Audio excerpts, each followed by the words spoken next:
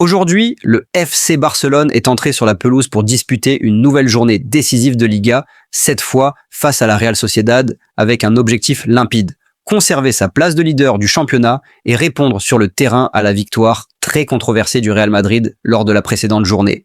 Mais avant même le coup d'envoi, la tension était déjà bien présente. Le Barça savait qu'il n'allait pas seulement affronter une équipe solide et bien organisée comme la Real Sociedad, mais aussi un adversaire devenu tristement habituel: l'arbitrage. L'arbitre désigné pour cette rencontre n'était autre que Gil Manzano, un nom qui provoque presque automatiquement le rejet chez l'immense majorité des supporters blaugrana. Sa réputation n'est plus à faire. Perçu comme clairement favorable au Real Madrid, chaque match du Barça qu'il dirige laisse le même goût amer: polémique, à répétition, décisions discutables et, bien souvent, un sentiment de préjudice pour le club catalan. Autant dire qu'avant même le début de la rencontre, beaucoup s'attendaient déjà à un match compliqué, non seulement à cause de l'adversaire, mais aussi à cause des choix arbitraux. Et malheureusement, ces craintes se sont confirmées au fil des minutes. La première mi-temps, en particulier, a été marquée par une accumulation d'actions polémiques totalement incompréhensibles qui ont cassé le rythme du Barça et provoqué une énorme frustration. La première grosse controverse est arrivée sur le but de Fermín López.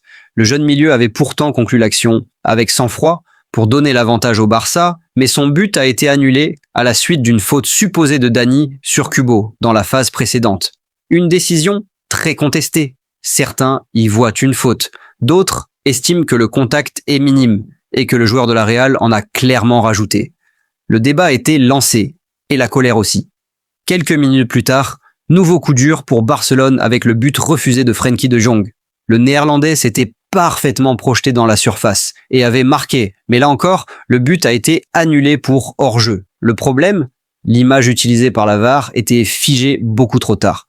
Sur cette image précise, De Jong semblait effectivement hors-jeu, mais en observant le moment exact de la passe, il apparaît clairement qu'il était en position régulière. Malgré cela, le VAR s'est appuyé sur une image imprécise, renforçant encore davantage ce sentiment d'injustice et d'acharnement.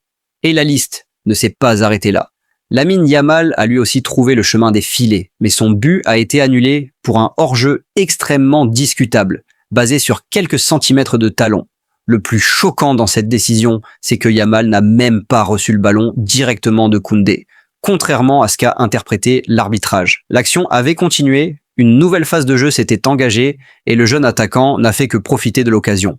Malgré cela, le drapeau s'est levé, le but a été refusé et Barcelone a encore été sanctionné.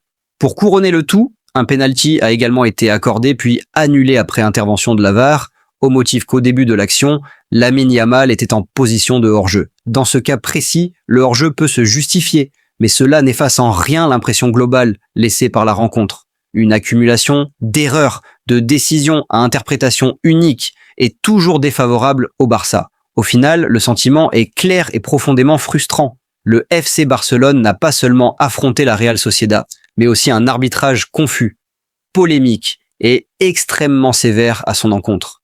Une fois de plus, sous la direction de Gil Manzano, le Barça quitte le terrain avec l'impression d'avoir été lésé, avec des critères qui ne semblent pas avoir été les mêmes pour les deux équipes.